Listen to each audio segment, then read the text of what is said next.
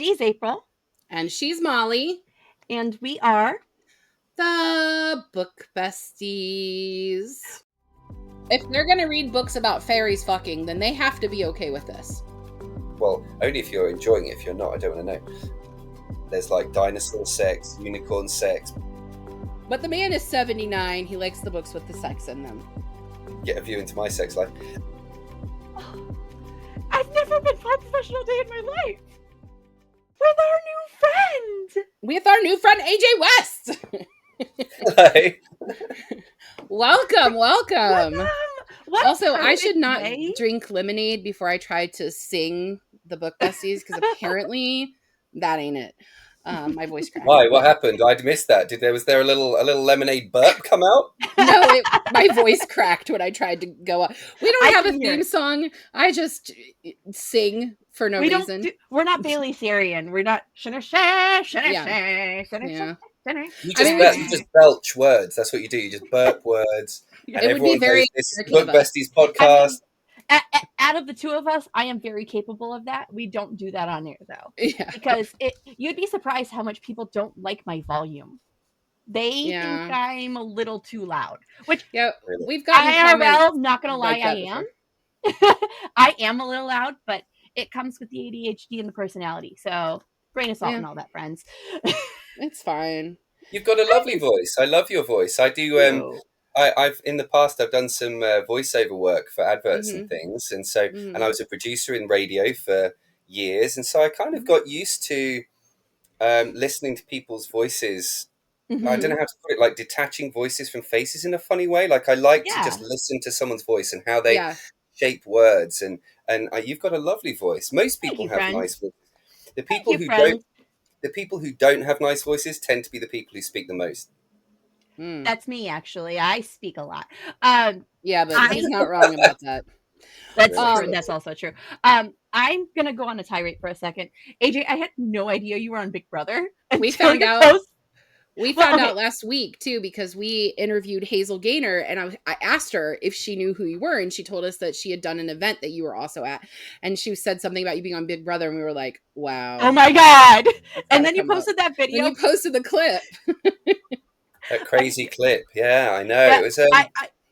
It was. I'm a super fan. Like I started watching back in the day as a teenager, so it's a goal for me to always be on. So the fact that you've been on is amazing. Congratulations, happy for you. It was a very surreal thing to do, because I started watching it when I was a teenager, and I don't know. It's impossible to explain to people, but I remember the day when we'd been kept in hiding for a week, and then we had to stay in. I had this really cool chaperone, but he was into like Japanese samurai films. I am not. I had like a week of not being able to. I couldn't watch telly. I couldn't read newspapers. I couldn't. And he's just talking to you about these old Japanese films. Like samurai films. I was like, I ran out. I ran out within 5 minutes of everything I had to say. I was like, I've watched Crouching Tiger, Hidden Dragon once. That's it. That's as far as I go. And I've heard of Bruce Lee. Imagine after like 5 days. And then there was 2 days in a hotel where you weren't allowed to leave your room. So you were stuck in a hotel room. And then I was just sitting in you started writing. Well, right. So I was sitting in the back of this car with noise-cancelling headphones on and a blindfold, and then being led by my arm. And you could hear like whispering around, and it was such a strange thing. And then suddenly to have the blindfold whipped off and the earphones removed, and then just everything was lights and screaming. The doors opened in front of me, like right next to my nose, right up close. I couldn't even focus. And then they opened, and it was just screaming and lights. And it was the first moment, like after all of this time kind of being told I was going to be on this show, I suddenly found myself on the set, walking down the stairs to the set with these crazy people inside this house. And I was there for 8 weeks, and it's amazing how you get used to it. I don't like people enough to live with people I don't know. I don't always like living with the people I live with, and I know them, and I created 2 of them. So it's like living in a bubble, and you don't realize you're living in that bubble till you're outside of it, right? And it's just wild to see how people react in and out of the house, and how they react to the fame afterwards. And you're so just calm and mild mannered, and it's nice to see somebody come out of it and not want to die. Well, I wouldn't Metaphorically, not say. literally. I mean, I came out of it with problems. Definitely psychological issues. I mean, Oh. it was a tough thing to be in there. For 8 weeks, Yeah. I went back to being a boy at primary school. I was bullied. I was quite tearful a lot of the time. I was Big Brother. The producers were constantly sending information in that were implying to me and my housemates that people outside didn't like me. And actually, I was, Who am I beating up? quite, I was quite, I don't want All to of sound arrogant. England. I was liked, but I remember it was like maybe kind of 5 weeks in or something, and I started having really, really bad panic attacks, Oh, sweetheart. and it was the eviction night, and you have to sit there, and you're not allowed to leave for like 2 hours. You have to Yeah. sit on the That's a chair, and then, long night. well, it's long because you got these people who you've been living with who you kind of hate, but at the same And time you you have have to this be guilt. on. You have to pretend. You have to be on. And you have to be on, and you can't leave, so you really feel trapped. And then you hear the outside world for the first time, and people are screaming, and you imagine you're Yeah. hearing things. But they rushed me to the diary room this one night because I was like shouting out to Big Brother saying, I've got to go, I'm leaving, I've had enough. After all of this time, I kind of was broken. But they took me into the diary room, and this paramedic came in, this lady paramedic, and she she leaned into my ear and just whispered in my ear, "You're loved."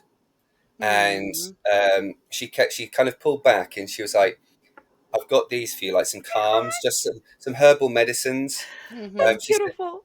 "I've told them what they need. I told them what he needs to. He just needs to hear that all of the stuff you've been saying to him for all these weeks isn't actually They were true." in your head. They Yeah. were playing with you because they storyboard. I've been researching reality shows for my current book I'm working on, and the fact that they storyboard Yeah, while you guys are in there, right? They have a way they want this show to go before they even start filming. So for them to do that to you is cruel and awful, and I'm really sorry. And again, I will beat up anyone you want. That is my guarantee as your friend. Listen, I am the Molly, violent one. I understand your desire to defend people, but let's not make it an international incident. Like I feel like just one you're flying international incident. overseas. I don't need you. I don't need you to beat anyone up. But actually, I think it's nice, kind of. It was nice, kind of getting out, and for people who you really find out who your friends are. And I made some new friends, but I made some really bad friends. It's if you're writing about this subject, it's what happens. And I have to say quickly, by the way, I put myself on the show, right? Like, Right. you know what it is. Yeah. So You I'm not choose playing this. victim here, Yeah. right? There's no violins playing for me. You go through it, you do it, you make the best of it. But I tell you what, it's life afterwards that's the difficulty with any of those shows, because they can really only make the storyboards after a certain point when it's Big Brother. Right. Out of who you are and what you're actually doing, because they can't script you while you're in there, so they can put you in situations, but you're the person who's in charge of. And that was a really important lesson for me to learn, that actually under extreme pressure, I always tried at least to stay true to my principles, and I was quite good at judging character. But then when I left, my principles, my judge of character, my sense of who friends were and weren't, just disappeared. It was about a year and a half, where I just went into. I don't mind saying, I've said it before, I went into drink, and there was drugs, and I was not sleeping, and I was very just emotionally mixed up, and wasn't I suppose wasn't my best self, I guess you could say. And it's that's the thing that sticks with me when I have those moments where you just put your hands in your you put your face in your hands, and you just think back to your most embarrassing, worst moments. Yeah. It's not the TV show, it's afterwards. Yeah. Well, are you better now? I struggle to sleep in silence, but I'm getting better now. So normally I have to play something, because when you're sleeping in the house, they wake you up with like screaming babies and drill sounds. One night they woke us up rattling our beds and banging against the walls and looking through the mirrors in the walls, and they had a person stood at the end of every bed in this really horrible, scary kind of futuristic mask with eyes peering out. And it never went on television, I guess, because I think it messed us up. It was too traumatizing. It was too traumatizing. But it's stuff like that that kind of messed up my sleep. So that I struggle with. My love. But I I'm think, really sorry. Well, and there's kind of Truly. trust issues and things, but anyway, my husband's been very good for me. I mean, he kind of saved me at my Yay, lowest point. husband. Yay. Yeah, Yay. he's I been love this. amazing. We're all about That hurts my heart. supportive That really hurts my spouses. heart. And I'm Yeah. sorry I brought it up then, because that's traumatizing for you. I apologize. No, not at all. So do you want to talk about something that traumatized us? Because we could talk Yes, about your book. let's trade trauma. So your book, The Betrayal of Thomas True, it came out in the United States in January of this year, right? And it came out in the UK when? July of last year. Okay, Yeah. and then the paperback is now on sale in the UK. Pre-sale. In pre-sale, so it's coming out on July 3rd, 2020. What year is it? 2025. And it has beautiful like purple edges. It's like pretty. And I'm like, I may have to pay international tariffs and get that. It kind of kills me. It kills me seeing you there with your hardbacks, and has it got the peacock? Hasn't got the peacock pages. No, it doesn't. No. But it's pretty. AJ, but we got these for free, so these are beautiful. These are beautiful. Don't take away from the beauty of this book. No, I absolutely. And we love a map too. We love a map. Well, I know. I said, because in real, no jokes, that map. I spent like a year and a half staring at that map, writing the book, working out all the little snippets and lanes they would have taken in real life. It's a real map, from the 1700s. Yeah. So, all of the places that they walk, all of the routes that they take, I timed them walking around London today, because they're all still there. I really appreciated this page too, where you have the Mollies with their Molly name and their actual name or their given name. I had to refer to it a few times because they're totally different when they get to be themselves as Mollies. And I was like, who is that guy again? I had to go back. And it was very helpful. I'm actually reading a book right now that I'm like, I would love that for this book. I'm not forgiving you for this image. I'm actually really mad at you about that. Oh, yeah, go. Why? You know why, mister. You know why, mister. You made me cry a lot. So I finished this book a week ago, and I just texted her and was like, I'm not okay. I started crying probably the last hour I was reading the book, and then cried for a full hour after. I was like doing my journal and doing my Goodreads review and just sobbing. And my husband is like, what's happening right now? And I was like, it's a book. I don't know. I got to the first round of hangings, and I'm like, because I parallel read because of the dyslexia. Listen and read at the same time. Yeah. And I'm like, I just closed the book, and I'm like, and my husband's like, what's wrong? And I go, everybody's dead. And he goes, I don't want to know if you're crying this much. And I go, you don't understand. Everyone is dead, man. And he goes, what are you talking about? Not everyone.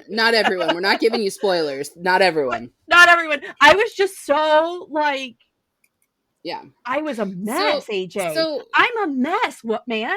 I'm still a mess. How dare you? Can I give your bio, and then we'll have you give a synopsis of your book? Actually, talk about the book. I'm sorry. You can give my bio. I just need to say to anyone watching this, when we hear the phrase, "You really are you really crying?" No, my eyelashes were. I watered up a little bit. She's not right now. I watered up because remembering. Sorry. When you hear the phrase "the first round of hangings," that does kind of give an impression that the book is like really super gory. It's we'll do got the bio so much first, humor. It's so much humor. There is love and light, but anyway, bio go. There's also this sense of fantasy in this book too. Yeah. I don't think you understand how much fantasy you bring in. Like, there's a sense of magic for me in this book that I don't get from historical fiction. Yeah, but Molly, do you know how controversial that is? No. I mean, it's so one of the publishers that turned me down said one of the reasons they did so is because of the Blackguard children and the kind of fantasy element therein. No. And if you I do read reviews. I don't read all reviews, but I scan some reviews, and there are people who are like, I took 2 stars off it because it got a bit far-fetched or a bit fantastical. I'm like, no, do you know what? If you immerse yourself in this world, it is a fantasy world. The whole point of the Molly houses, it was a fantasy world. Fucking metaphor, you assholes. Listen if they're to gonna me. read books about if they're gonna read books about fairies fucking, then they have to be okay with this, because this is at least realistic. Children were ignored. It was a metaphor for the fact that we fucking ignored kids. Eat shit, people. Okay, I Molly. will go on all of Goodreads for you. Okay, Molly, calm down. Calm down. Sorry, we're 15 minutes in and we haven't even given a bio yet. Come on. Welcome to Book Besties, friends. Where the questions don't matter and everything is made up. Points are made up. Yep. So A.J. West's second novel, The Betrayal of Thomas True, which is what we're talking about today, was an instant Sunday Times bestseller, while his debut novel, The Spirit Engineer, was awarded the HWA Debut Crown Award. Mm-hmm. He is an award-winning former BBC TV newsreader and reporter and appears regularly on national television and radio programs discussing books, history, and current affairs. And today I opened TikTok and you had a video posted where you were talking about some history and doing a voiceover, and I was like, oh my gosh, I want to live in the world where this voice is. So I'm very excited to have you here. Same. Well, here I am. So can you give us a synopsis for The Betrayal of Thomas True? No. Cool. Next question. Cool. I guess I'll move on. No one ever said that before. No, the truth is, I find Hazel has actually. Hazel says no, thank you. No, thank you. I don't want to do it. Everyone says if they're giving advice to authors and that, you've got to really work on your elevator pitch. You've got to be able to sum up your book in one sentence. And I guess you could sum it up by saying, I don't know, it's a thriller, romantic mystery in the gay underworld of Georgian London, I guess, is the kind of the summary. But there's kind of like a lot to it. You know, there's basically you have Gabriel and Thomas. They're two very different guys. They're both struggling with the fact that they're gay, to use the modern term for it. And they are part of the Molly culture in Georgian London, which is kind of the gay underground.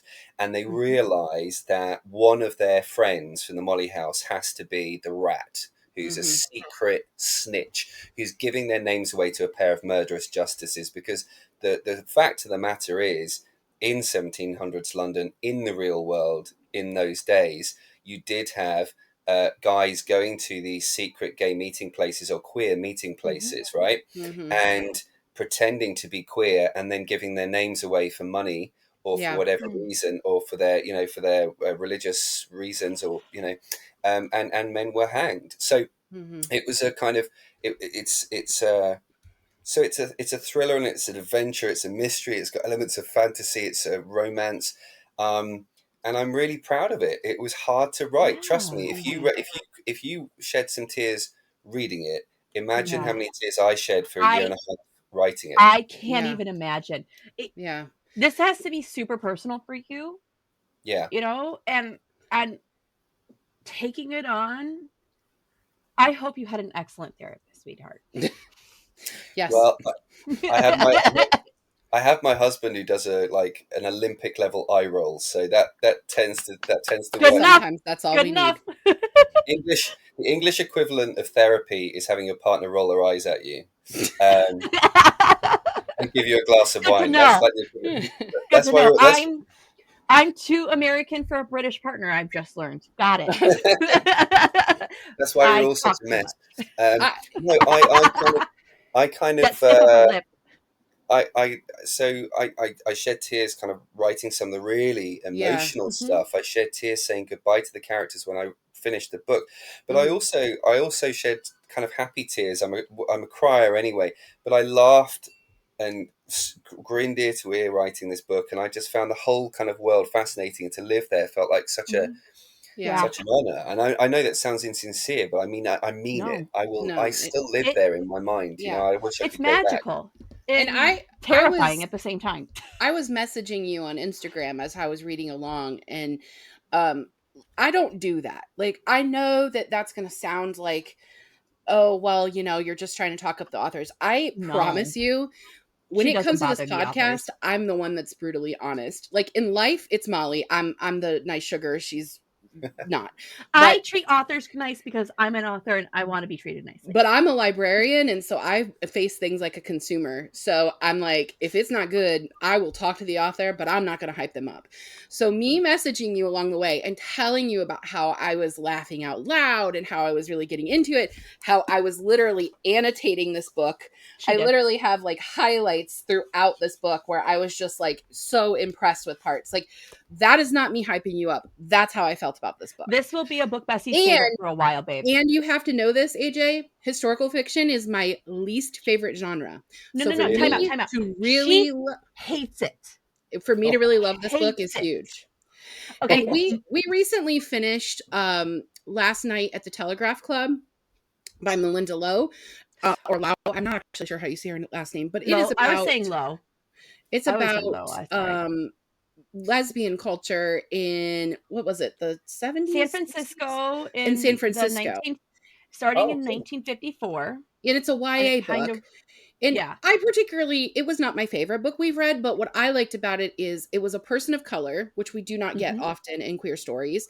It was a teen story, which I started as a teacher, a high school teacher. And when I became a librarian, I became a children's librarian specifically because I wanted to advocate for more books where with diverse characters. And Cool. so for those Diversity reasons, matters. it does. So for those reasons, I support that book. It just wasn't my favorite, but it was such an interesting change of pace to see, okay, this is the American history of one group of people in San Francisco, which is actually my uncle. He's passed now, but when he graduated high school, he went to San Francisco and, you know, was going to finally get to be himself. So that's like my connection to it. And then to see how this was in England, and particularly because, I mean, people were literally killed for who they loved, which is just an absurd thought. Disgusting. It's awful. And so I loved this book so much. I loved it so much. It's definitely one of my top of the season for sure. And We will yeah, be talking about this book on pod for a while, yeah, and we will be promoting it for a long bit yeah, because Well, this story is important, sweetheart.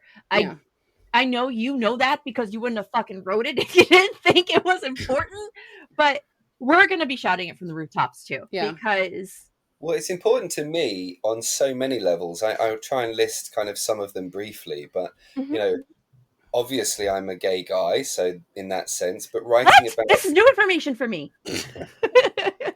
yeah, I do. I like dick. I when I was a Me when I too. was Same, but I kind of also like girls' boobs. So weird me. Uh, I how dare I? no, I appreciate girls' boobs, but I tend to be kind of I tend to be I just reassuring my realized it girlfriends. after I married a guy. I tend to be reassuring about my girlfriends asking me about their boobs than actually showing, you know. Anyway, We point being, appreciate that. I loved writing about Thomas's childhood because it Mhm. making me think about how, as a boy, how I was coming to terms with who I was and how I didn't Yeah. fit in with the other Mhm. boys and that stuff. So that was very personal. Um, Yeah, but one of the other things I really loved writing about, aside from, well, two things, and it's, do you know, I sometimes think maybe I shouldn't say this, but then I think it is important to me and it is important to the book. So I do say it, but I just hope people understand why I'm saying it and the way I'm saying it, right? Okay. hmm, It's, it's, I don't, as a gay guy, like uh, creative stuff where just because you're queer, you're automatically perfect. Because yeah, my experience is not that, right? yeah. So some of the most bullying, awful people have been my ex-boyfriends, right? And Yep. Hmm, some of the most incredible people in my life actually have been straight guys. And hmm, Mhm. I couldn't have come out at university the way I did if it hadn't have been for my straight male friends. And yeah, so Henry in the book was Yeah. important for me, and there was pressure 100%. not from my publisher but from earlier, before the book sold. There was pressure on hmm, me, say, oh, get rid of Henry, it doesn't work, and I was like, no, no, no, he No. has to be in the story. It's important to have these different Allyship's characters. important.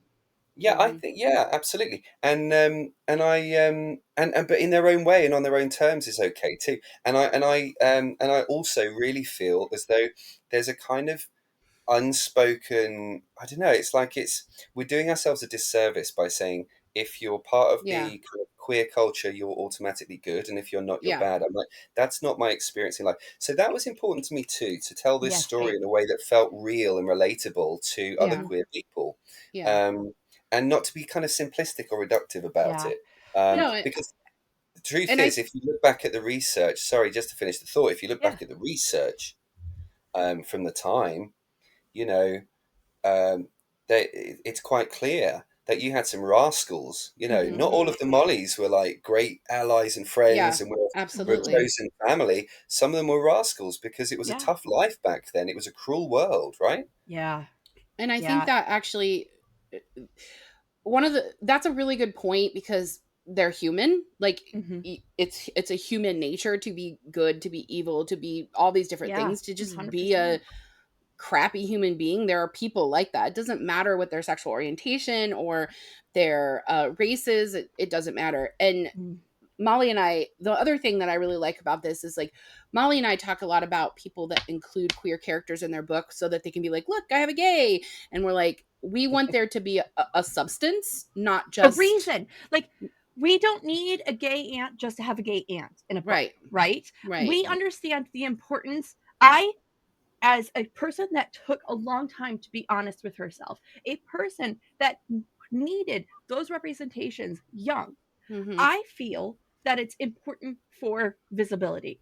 Yeah, I also feel that you don't just throw a fucking gay character in a book just so you can say you have a fucking gay character. yeah, It's disrespectful to the whole movement and the yeah, whole reason we do gay stories. yeah. Mm. Can I say gay more? Gay, gay, gay, I gay, think you've said gay, it enough. And gay. and you Sorry. don't know this I'm an about me, asshole. I AJ, told you. but you don't know this about me, AJ, but I go to church every Sunday. I am very into my faith. And I get asked a lot as a librarian because, librarians we're going to indoctrinate people. So Of Duh. stupid. course, yes. I I mean, get asked a obviously, it's lot. part of the oath. The oath we take is here's your diploma. We don't have an oath, but we do have a Bill of Rights in American Library Association. And our number one tent pole of our Bill of Rights is that we provide all access to all sides of all stories. Um, but I get asked this a lot, like as a Christian, how can you support, sharing queer books, especially with kids and teens? And I'm like, because they have queer parents, because they are queer, like because they need to see themselves, because my boys, who I'm assuming are hetero and they're white men, they need to see people who do not look like them in a normal environment so that they learn empathy. Yep. And for me, that is what's important. I'm an ally. I'm not queer, but I mean, I like the But dick. she's I the don't know. first person to defend my ass. I am. If somebody starts saying, well, she's married to a man, she's the first person to be like, yeah, and She's bi, so that is one of the genders. So I don't understand what the problem is. Well, it's All right. great. It's great. It's really important to have librarians such as yourself who really feel that it's important to give young people and children Mhm. books that help to explain the world around them. I think Mm-hmm. children are much more aware than we give them credit for, and I Facts. Absolutely.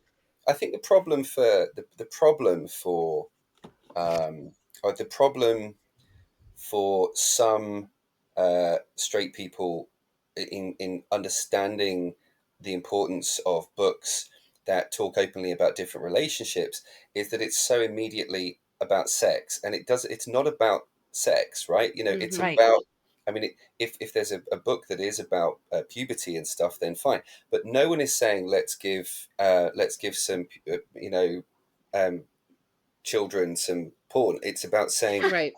people Right. exist, people love, people have, you know and any more than a book about a mummy and a daddy who go to the zoo with their child.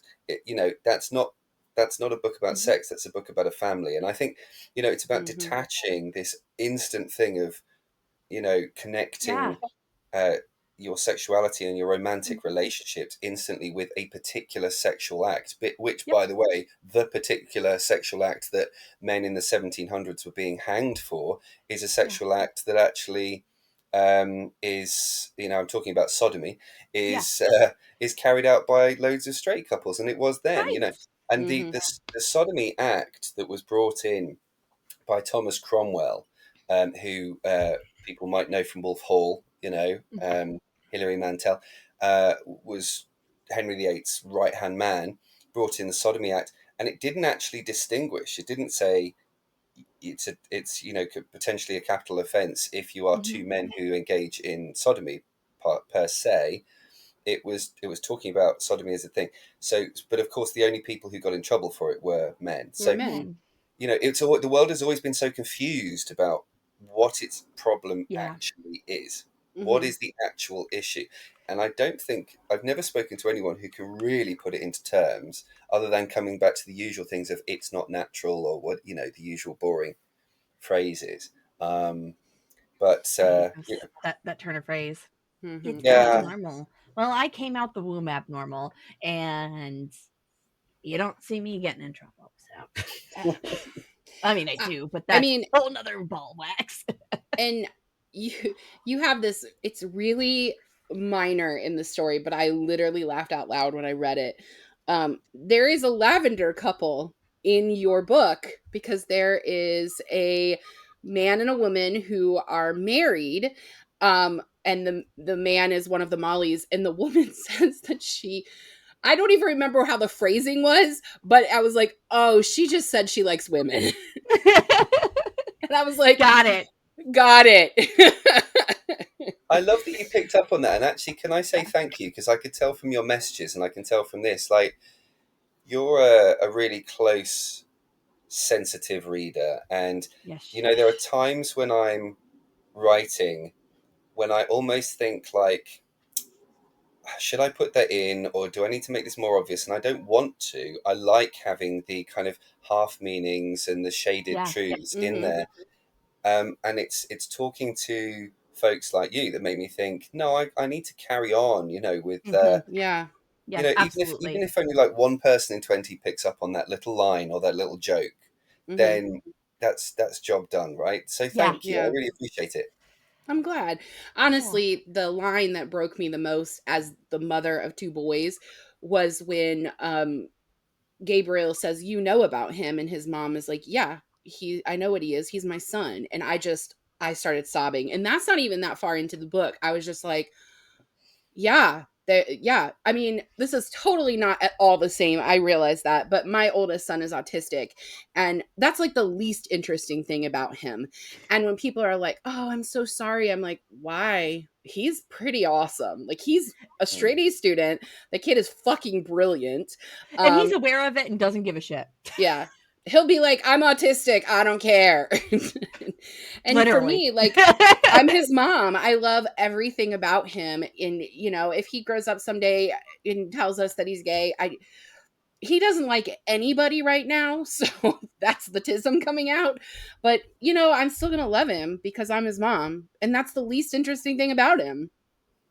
Yeah, that story, that little story that you have there is one of the little subplots, I suppose. Each of the characters, each of the Mollies has their own little story going on in the background. And it takes your imagination, I suppose, to fill in the gaps, because I would have loved to have written that book 300, 400,000 words, right? Of course. I have to kind of keep it punchy and keep it choppy and try and kind of keep the main plot moving forward. But that was just kind of one important scene where I thought, because that character, George Lavender, up until that point, is probably the least likable. I thought we need to kind of understand where he's coming from and why he is the way he is. Why is he so defensive? Why so paranoid? Why bitter? Why jealous? And so for me, giving him that story was important, because it's something. I was rooting for him to be the rat too. I'm an ass. Yeah, well, as he may be, right? I mean, we don't know. We don't know. I'm sorry. Okay. Questions, so friends? We've not gotten to any of the questions, but we've answered a lot of my questions already. But I do want to try to rein us back in. But we're having an amazing conversation. All right, so this is your second book, but this is the first one that was released in the US, correct? Correct. And what was the process of being published internationally like? Did you have to make any changes to make it more accessible for the US audience? No, my publisher is Canadian, and so kind of has a kind of very strong sense of the North American market. And so I Right. had to kind of, I call it decudgeling. So penises in the 1700s are called cudgels, as a kind of, a cudgel was something you hit people over the head with. So I guess that works. Um, and so I had to take quite a few, I had to get a view into my sex life. Oh man.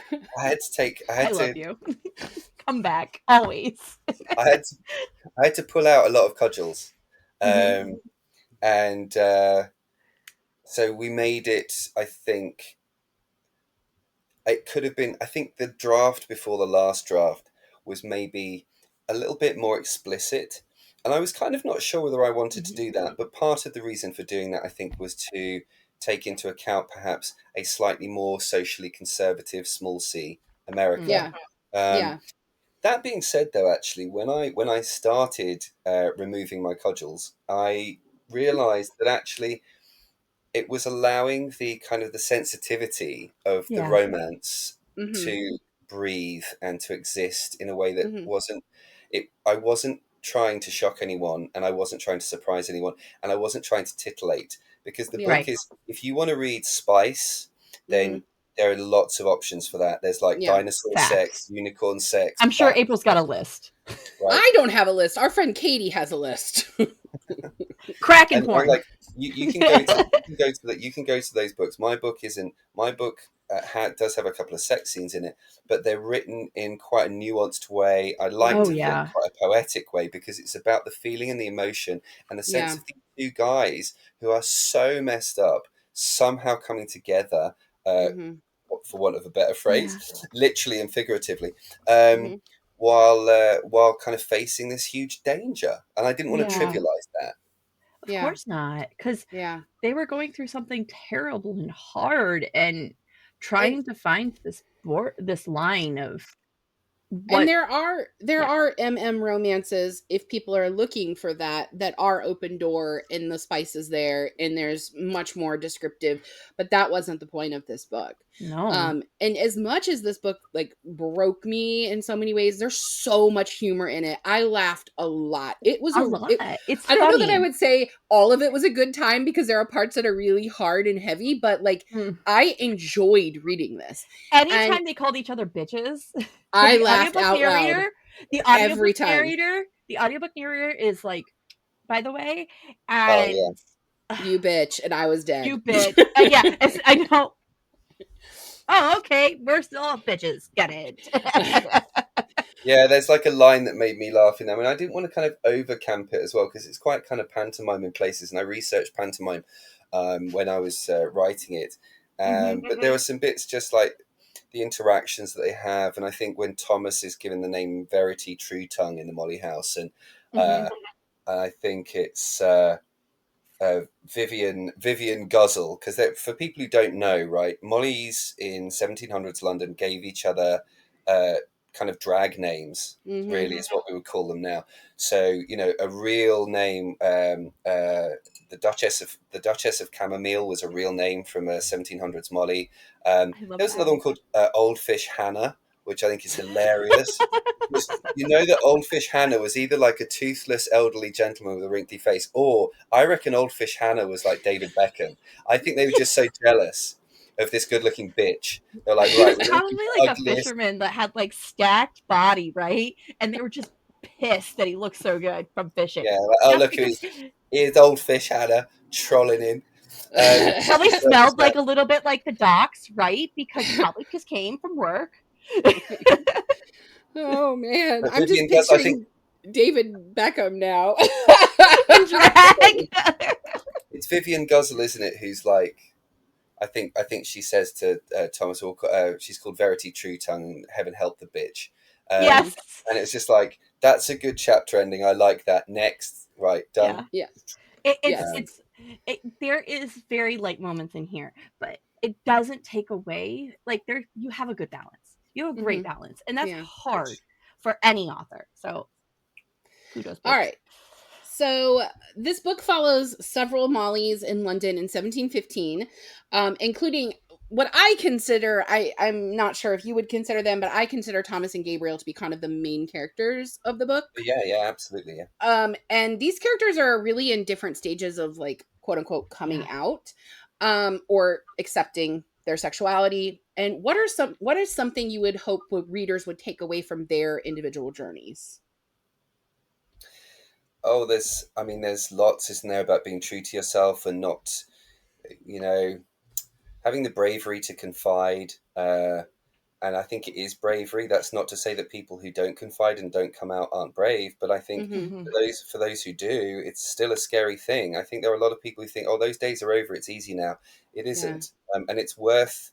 It's got to be worth the risk. Otherwise, none of us would do it. Is how I Yeah. feel about it. Right. It's not to put pressure on anyone, but I think it's a slightly subtle thing, I guess, to say. But actually, what I found really useful and cathartic when I was writing the book, and I think it's something that gay men and women really share, particularly with each other. But maybe I'm doing an injustice rather, to straight guys here, because maybe they're exactly the same. But it's how differently we see ourselves, and how cruel we are to ourselves. Um, and how we just cannot understand how others see us. Mm-hmm. And so you have this book told through the points of view of Thomas, who talks about himself as this very spindly, weak guy, and Mm-hmm. Gabriel, who talks about himself as this big, ungainly, ugly, hairy guy.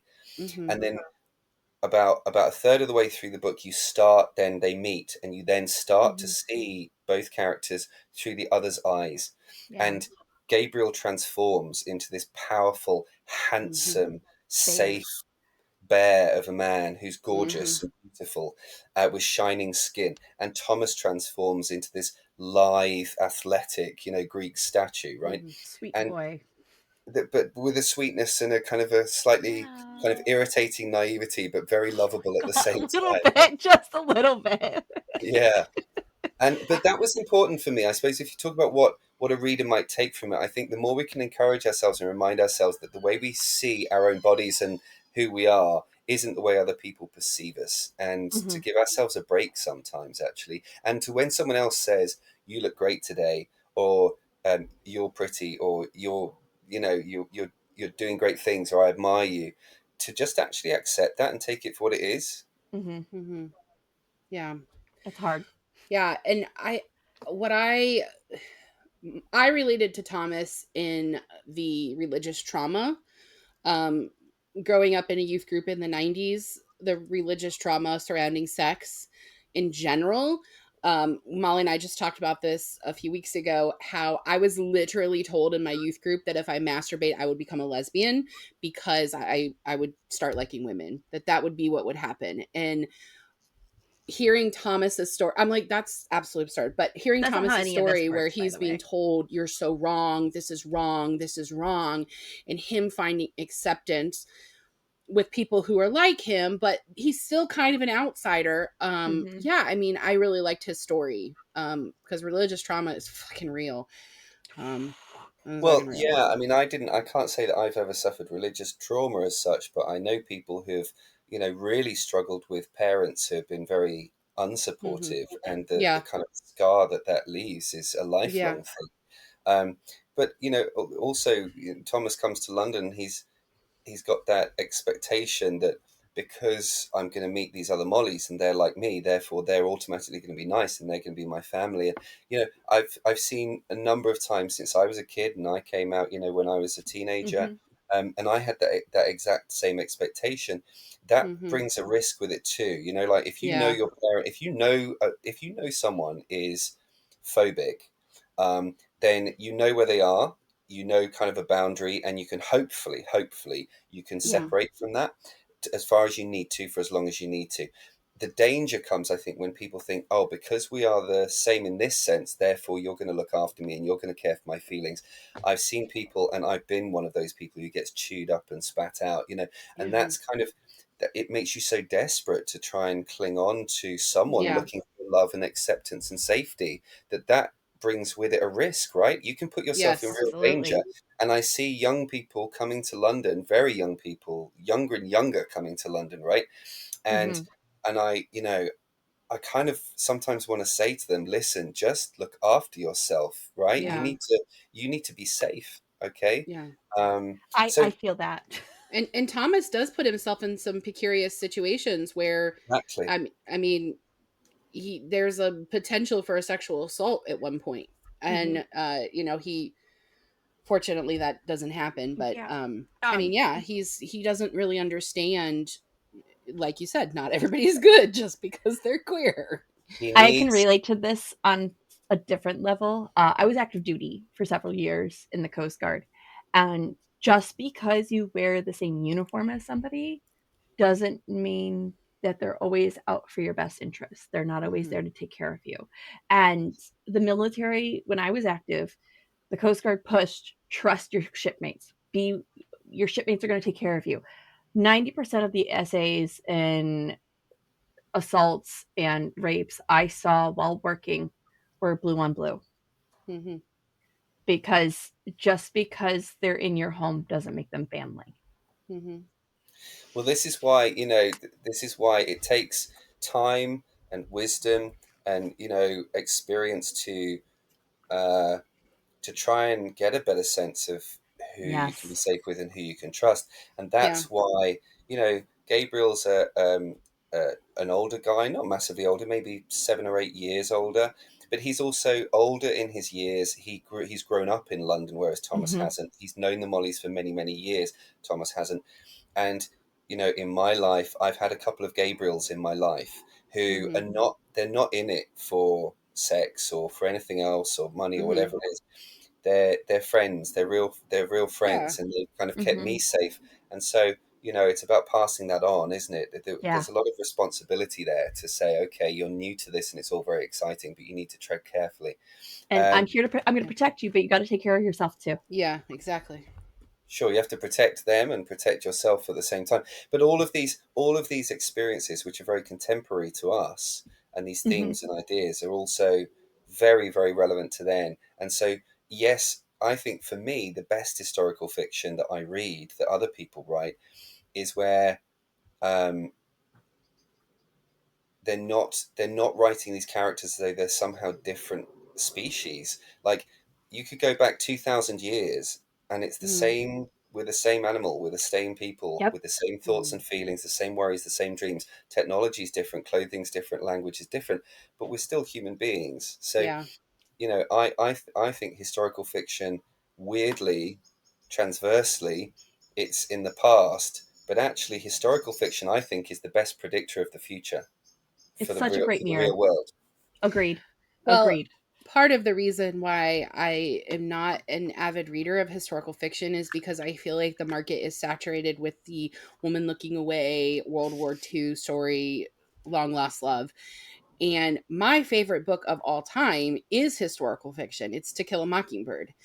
And that is a book right there that, no matter what time period I've read it, I read it for the first time as a sophomore in high school, and I've read it multiple times since. I used to teach it to freshmen in high school.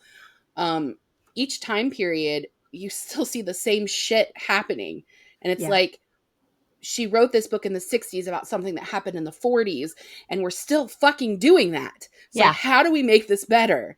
So that is why I gravitated towards your book, because I feel like your book has that same message. Like, we should not still be fucking doing this. Like, Why? we should know this is absurd. So Agreed. Yeah, I mean, anyway, it's timely. It is timely, yeah, and that's why I Facts. wanted to absolutely. kind of try and get it right. I think any book that's talking about people who are different facing the kind of banal evil of power, and it's the banal Hmm. you need to watch out for. If someone's Hmm. shouting and making a lot of noise, then you can see them. It's what's frightening is when the steamroller of bureaucracy is employed, and Mm. actually it becomes this slow, steady weight that crushes things. And I think Hmm. that's kind of Got where any we're at. room in your loft? You think you could come for a visit? We may Yeah. need to be expats at some point. Yeah, well, do you know, I'm sorry to tell you this, but you'd be coming to the wrong country, I think, if you were to come to Britain, because the steamroller is here too. Hmm. It's That's awful. I'm things, sorry. the rise in homophobia and general bigotry in this country is really quite terrifying, and it's Well, happening that's quite quick. disgusting. I'm sorry. Yeah. Hmm. Anyway, but it's That makes me that's sad. part of the reason why I loved writing this book. But fundamentally, it is for me an Yeah, adventure and a love story, and it kind of is. I loved writing it, kind of tricking my favorite chapter to write actually was kind of, well, I won't say when, but it's from the rat point of view. Yeah. There's only one chapter from the rat point of view, and I Mm-hmm. Hmm. loved writing it because um, I could just tell that I was toying with the reader. I knew, I Hmm. was like, I know what you're looking for, and I know what you're trying Hmm. to look for, and I know what you think you're seeing, and maybe you are, but maybe you're not. And I love playing around with language like that. It really made Yeah. me smile. That chapter Or made me it's very disrespectful. angry. Made you Or it's angry. disrespectful, AJ. Yeah, I was angry. I was like, just tell me. All right, so let's No, talk no. about It was when he left Bedlam, and he's like, "I know who it is," and then chapter. You yeah. man. Uh, all right, so this book is rooted in underground tradition of the Mollies and in Mother Claps, which was a real place, right? That was a Yep. real historical That's place. awesome. I The love that. Mollies use different names and refer to each other as she, her. So this is actually a question that I messaged you, and you were like, you should ask me that. So can you explain to our readers the distinction, how this distinction was significant to the Mollies, and how does it compare to like sexual and gender identity today?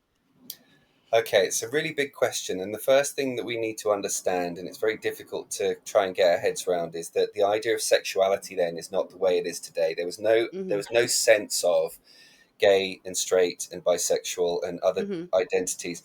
Um, it was kind of accepted that a lot of men had Hmm. sex with other men. Hmm. Um, boys had sex when they were what we today call teenagers, when they were at school. I don't know, younger. Hmm. In different ways. I don't want to, it's so difficult to talk about it with the terminology and getting language right. But anyway, the Yeah. point Yeah. being, and then men might have, as in some cultures actually around the world today, they will have a wife they have children with, and they Hmm. might have a guy that they mess around with. That doesn't necessarily make you this sexuality or that sexuality. So there was a much kind of less rigid sense of this is my Yeah. identity, this is who I am. So that's the first thing that we need to understand. There was no concept of homosexuality really. There Mm-hmm. were Hmm. and there were men who messed around with men, and that was sinful, but there was a lot of sin, right? Hmm. Right. So for the most of the time, sodomy was on paper, on the books, illegal, but it was never enacted because people frankly didn't have the time or the energy or the money to take it to court. Hmm. The change came about with the Society for the Reformation of Manners, which was this organization that was sponsored by and paid for by the wealthy people in the world, who decided, okay, we're going to cleanse London, we're Hmm. going to Fun. cleanse England of this sin. And so they paid for these mobs to go around arresting guys and putting them through the courts and hanging them. Um, but to go back to your original question, um, your Molly was someone who kind of went beyond just playing around, I guess. Hmm. Generally, Mollies would be maybe curious, they might go there, but it was a society. Um, Hmm. they had real friendships, they Yeah. had lifelong relationships, they Hmm. gave each other these identities. And I think in a very patriarchal world, it was a way to express a part of themselves that men weren't allowed to express at the time. Yeah. And so were they drag, were they trans, were they genderqueer in some way or other, were they, what were they? The truth is we don't know, and Yeah. we'll never know, because the guys then, and I say guys then, um, Hmm. were just born of a different world where they had the same Mhm. emotions and feelings, but a different upbringing, a different understanding of who they Yeah. were. So I've answered that really clumsily, but I suppose the point I'm making is that it's impossible for us to say who they were. Yeah. Right. All we know is what we are given from these court transcripts. So we know that they were in love. Mhm. We know that they were friends. We know that they were having sex. We Mhm. know that they were, not all of them, but a lot of them were dressing in women's clothing and Mhm. finery, that they were playing matriarchal roles. So you'd have Mhm. the Mhm. midwife, and you'd have the duchess, and you'd have the queen, and the you'd have the whore, and you'd have this, and that, and the other. Yeah. Um, they were using language that was their own kind of proto Mhm. language, which predates something called Polari, which is a British gay language that was used and is still used, but was mainly used up until about the 1970s, 1980s, that had a link with the criminal underworld secret language. So Hmm. you're Interesting. so you're I'll try and get this. Dolly meant pretty. Eek is your face. Mhm. Your legs are your lallies. Mhm. Um, uh, an Omi is a man, a Polone is a woman, these words. So you could kind of have full conversations about Yeah. things without actually ever having to be understood by the authorities. Does that answer sort of the question that Yeah. you're asking? Yeah. I don't know No, at it all. does. Yeah. It And does. that was super interesting. Like, Yeah. I And love the and secret language stuff. and That's I feel like freaking cool. And I feel like just like any sort of like secret society, they have rituals in the Molly house too. Like there Yeah. was the birthing and the marriage, and I mean these were their rituals into Yeah. their society. And I just thought that was really an interesting way to look at it because we Yeah, have such a. I'm oh, sorry. sorry. I was just going to say there's a historical text actually I've got over here in a bag, but I don't need to read the whole thing. But basically, it describes a tavern, just a normal tavern. So people are just Mm-hmm. there drinking, going about their normal lives, and you have a group of Mollies who are there, and the writer's writing very kind of scants about it. But Hmm. it describes the Mollies. One is dressed as a midwife, and one is the wife and the mother and the pregnant lady, and they have a jointed wooden baby doll, and they act out giving birth to this baby doll, and they're kind of putting on a show. But you know I so it is incredible looking back actually that Hmm. it it was it was it in just plain sight as well. Yeah. it just shows that we have been denying letting people be who they are for a long time, right?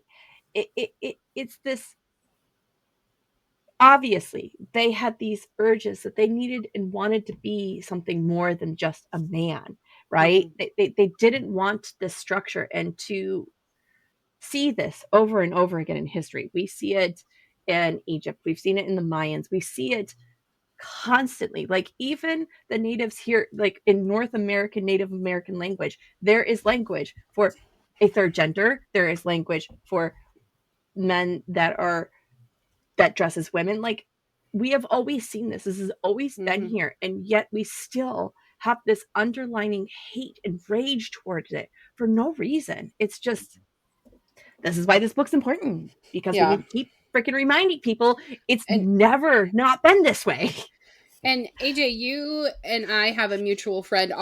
We know her through TikTok and chatting that way, but Dr. Susie Edge, who Ah, I fucking love, love and Suze. I'm slightly obsessed with her. And I actually messaged her while I was reading this book and asked her if she had ever done any videos on queer monarchs. And she's Mm. like, I get asked this question a lot. I don't feel like it's my place to say it. Here are two creators that I really like that do this. And so I'm going I to love put them that. in our description below to go follow them. Bless But Suze. but Fucking love her. gosh, in our maybe first season we read Red, White and Royal Blue, which is a favorite book Mhm. of mine. I'm actually rereading it right now because we're doing it for my book club at the library where I work. And by the way, I work in a really small rural Yes. county in In Virginia. Virginia. It, I was It's shocked. I southern. was like, "Hey, how about we do a Pride book?" They were like, "Yes." I was like, Yes. So we're doing that South, baby. We have one man in our book club, and he was like, "Yeah, I don't want to read about two men." And I was like, "That's fine. You don't have to read this one if you don't want to." Is it your elderly gentleman? Yes, he's 79 years old. He came into the library and told me, "I want the books with the sex in them." I was like, "I got you, sir." He's you hilarious. got it, guy. I was like, I gotcha. I read the books with the sex in them, so you've come to the right person. Anyway, I in that book, have you read Red, White, and Royal Blue, AJ?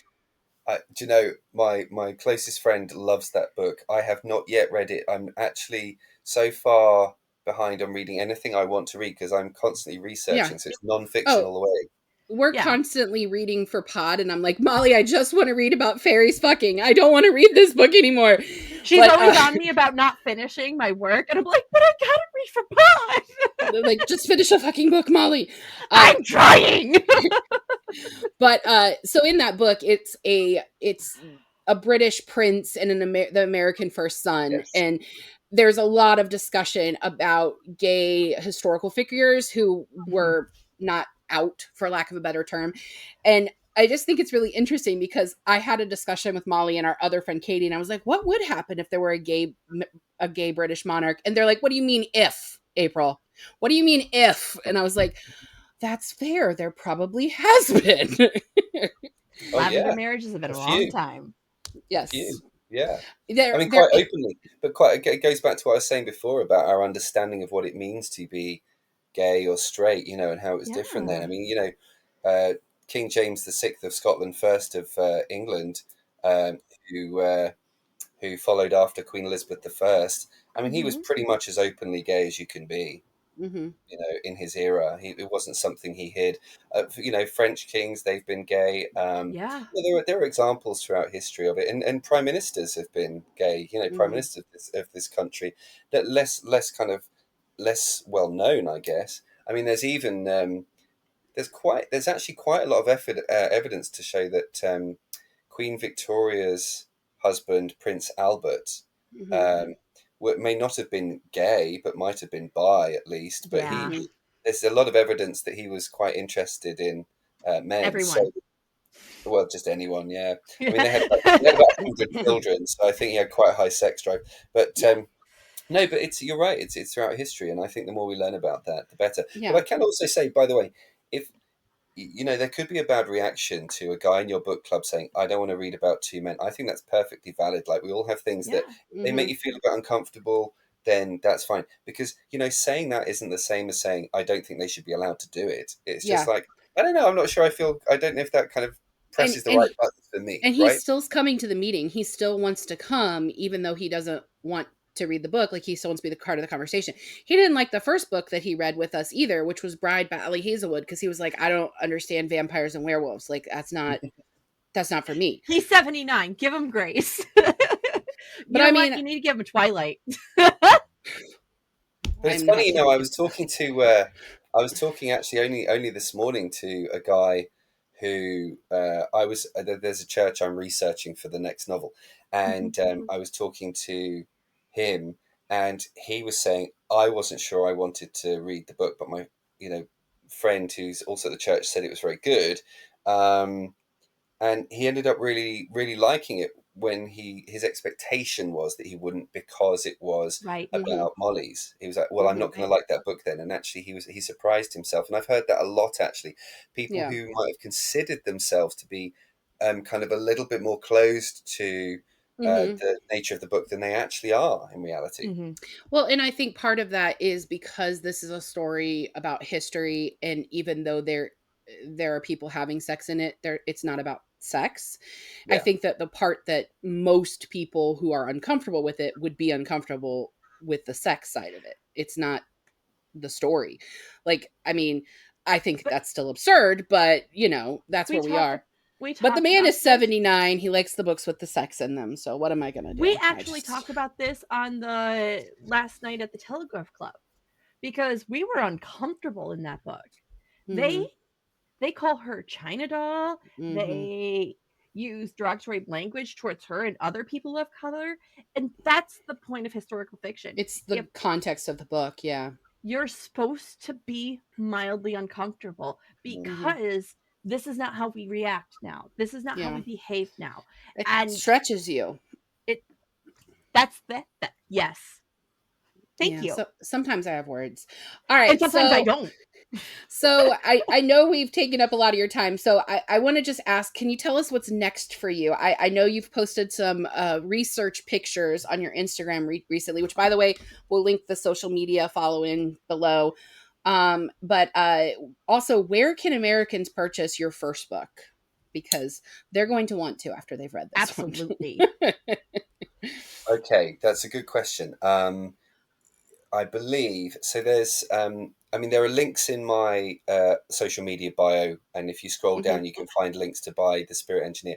And I think one of the Spirit Engineer links is for a shop called Blackwell's. And Blackwell's, I believe, still do free international shipping, completely free international shipping, or basically put that link in here. Do it now before tariffs start coming in. Do it now. Right. Well, we'll put the links in there, guys. I'll dig for you. So there's that. I mean, I say it's completely free, or it's the same as it would be for the UK, or something like that. But anyway, it's not so expensive. So that's an option. You can buy The Spirit Engineer. You can't get it on US from the Rainforest website. I thought you could. That I don't know. I know you can't get it on Amazon unless you're on the UK Amazon. Right. Yeah. Okay. All right.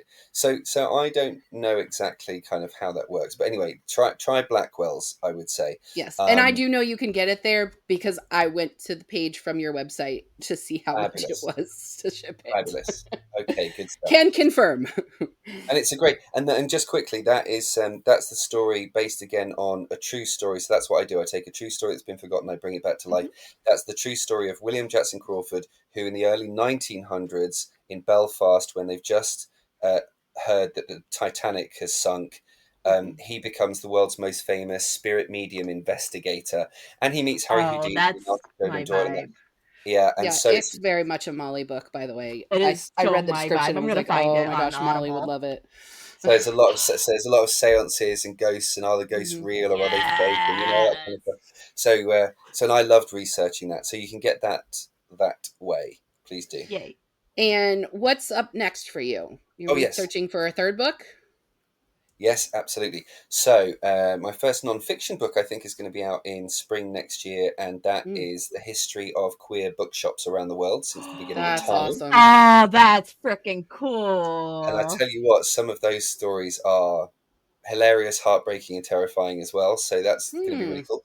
And then the next book... That's your sweet spot. Yeah, thanks. Yeah. Great. Yeah, exactly. If you guys didn't know, we'll like to screw you up. The next book, what can I tell you? It's it's based on a true story. It's Victorian, but it might be a kind of flashback Victorian from a more contemporary time. And it's a story about kind of mortality and about murder, and it's a mystery, and I think there's going to be quite a big twist in it, and it's going to be creepy and hopefully funny and vivacious. It's kind of set in theatre land, so it's kind of got that lovely rich Victorian theatrical lighting and the red velvet. I'm here for it. I mean, you're welcome to bring it back. Who doesn't love an empty theatre in the middle of the night with the lights off? You can't get any more spooky. Phantom of the Opera was. I was going to say mine for a long time. So that's going to be a kid if you can't tell. So that's going to be very cool, but I've got to write it first. Well, yeah, happy researching and happy writing. I feel that. Are you under contract for it? Yes, so it's going to be with Arenda Books, the same brilliant publisher as the last one. So it's going to be. We know one thing: it's going to look beautiful. Fantastic! Yeah, they're going to do a great job. And the research for that is coming along great. I mean, I just looked down the side of this bed, and there's honestly a pile, bed height, of books that I'm currently reading. Autobiographies. I have a stack of nonfic I'm working on right now. I feel you. Yeah, I feel you. It's great. You have this kind of mix of like you read something, you think, oh wow, that's an amazing detail that has to go in the book, and then I think, oh my gosh, that's an amazing detail. How am I going to get that in the book? It's that rabbit hole you get in where you're just like digging through this, and you're like, I can't put all of this in, but I need this information to be important to everyone. Yeah. Like, So I don't know how to explain that as a writer. So we love asking this question, and we'll just put this out there, and then we can wrap up unless you have more. But are you a pantser or a plotter? You do a lot of research, but how do you actually go about the writing? With the first two books, I was a plotter, but then I kind of realized that I think I needed to have a little bit more faith in the story and my own ability as a writer to be guided. I've been lucky enough to talk to Patricia Cornwell, who's very famous author indeed, and she said, the stories will come and find you, and you need to open your laptop or sit down with your paper and just say to your characters, what are you going to do today? And so I'm going to, with the third one, I think, the research has given me lots of ideas, but with Thomas True, I wrote that book 3 times from scratch. The first time was 160,000 words. The second was 80,000 words. The third draft was 110,000 words. And when I tell you that every single draft was from scratch, completely new, I deleted the whole. Well, I didn't delete, but I moved on from the whole thing and started afresh. And I needed to go through that process, partly because I now realize in hindsight, partly because the first time I was trying to write, and the second time I was kind of trying to write to a plan. And the truth is that when I'm planning, I don't know who the characters are yet because I haven't met them. So it's like trying to arrange. It's like trying to arrange a holiday for people you know nothing about, right? You've got to It's getting your invisible friends to talk to you. Yeah, right. It's getting the invisible friends to talk to you. It's like, can you just give me a little bit more detail, guy? Because I'm drowning here and just waiting for you to give me words. So I think you hit it right. Like I'm a researcher, but I think I'm going to be less of a plotter. I love that. One last question. Okay, actually, so Molly's going to make me ask this. Have you read Twilight? Because the question is relevant to Twilight. It's a vampire question in general. Right. We ask all authors this because we question Stephenie Meyer. For a lot of reasons. Do vampires have sperm? I hope so. That might be my favorite answer. You know what? Emma Berry moved to the side. AJ West just won. Oh my gosh. I hope Emma Berry said that Edward Cullen's just had one in the chamber waiting. One in the chamber, and that was the child that was conceived. They're dead. How? I mean, are they like walking around with erections all day because they're like cold and frozen and like stone? Like, I don't know. It seems uncomfortable. The math doesn't math. That's why we ask everyone. I haven't read Twilight, but I have read Interview with the Vampire, and I love the latest TV series, the 2 TV series. Oh, it's so good. I think it's just brilliant. And actually, that series really influenced some of the writing in Thomas True, the first series, because the second one hadn't come out yet. But there's a scene early on in the first series where they're having a really violent argument and fight in a church surrounded by candles. And if you read the chapter where Gabriel and Thomas have an argument in a church, like that was very much in my mind. I see it now that you've said it. I see it now that you said it, because that new show is so good. Oh, I think it's just brilliant. So and good. I think I definitely and it's underrated. I'll put it in the links for our friends that haven't know seen there it. was a new one. The one you're talking about, the one on AMC? Well, I don't know what it's on in the States, but it's it's the amazing. I should know the actors' names, but it's kind of set in Old Orleans, New York. Yeah, Nola, and he's it's this writer who is following up with a man he met when he was a young man, and then he goes to Dubai to see him, and it's just it's wild, it's beautiful, and it's such a wonderful depiction of male love. Actually, I think it is, and the conflict they deal with, and adding the danger of being discovered as a vampire, being a black man in NOLA at that time. AJ, was there anything else you wanted to share with our listeners? Since we've consumed so much of your time today. Yeah. It is getting late for you. I feel bad. Yeah, it's very late there. I think the only thing I would share is that I'm passionate about my books. Mm-hmm. I want as many people to read them as possible. I love it. Really helps me when people are telling me that they're reading the book. So if you're listening to this and you order the book and you find me on Instagram, where I am more often than other ones, don't be shy about sending a message and Mm-hmm. doing exactly what April did and saying, "Hey, I'm reading your book." And well, only if you're enjoying it. If you're not, I don't want to know.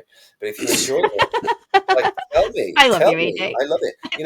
I've got three different readers. I've got three different readers today, who have sent me pictures of notes they've made in the book, or a line they've really liked. Or one of the readers is neurodivergent and is drawing kind of scribble pictures of how they see the different characters in different scenarios. And I I love can't tell that. you how much I can't tell you how much I love that. I love interacting with my readers. It means a Yeah. lot to me. So I guess that's what I'd want people to know. And I guess I don't know whether it was you, April, who said this. Actually, there's someone on TikTok the other day. Forgive me if it was you, but saying, I think it was you saying, uh, "Why is no one's talking about this on TikTok? Why is no one talking about this book?" Mm-hmm. And I That was guess her. there's kind of two reasons. There's two, and I in no way in no way was I offended, but it kind of hurts a little to hear, because I'm the same. I'm like, yeah, why, Mm-hmm. what do I have to do? I work Right. really, Yeah. really hard to try and spread the news about my writing. The truth is, there's so many writers out there, Yeah. and Yes. when the magic hand of TikTok reaches down and says, "We Mm-hmm. shall make you a famous book," I don't. Yeah. A lot of people in publishing think you can buy that or you can engineer that. The truth is, you can't. It's the great No. thing about TikTok is the big books are decided on by the readers, and The so Yeah. fans. The you know fans. I'm What's philosophical unfortunately, about it. unfortunately, I will say I'm really sorry that offended you. But I No, will no, no, no, say, no. No. It didn't offend me at all. You're totally right. I'm just saying that when you hear it, you're like, yeah, I know. I feel like that too. You're like, yeah. duh. Well, I will say, unfortunately, a lot of books that Molly and I have covered specifically because they were trending on TikTok, we haven't enjoyed them. And I think a lot of that, I'm never going to begrudge somebody becoming a reader especially as an adult and discovering a love of reading again. But I read as an academic.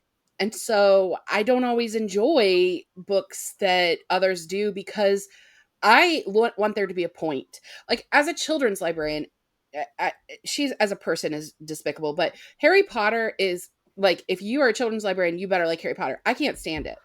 I didn't like it before her politics. I don't like it because I don't think it's well written. And that's She like didn't like the story of sacrilege for witches, a though. children's librarian. She doesn't like Deborah Harkness.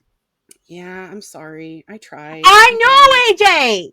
I'm sorry. I tried. Well, we all have the controversial opinions. I'm not a big Hey, fan of Kylie Minogue, but there we are. But Yeah. it's still a game. I have beef with Colleen Hoover. I think abuse romance is like disgusting. So Yeah, but I think she's on her way out. I think all this with Blake deuces, Lively, babes.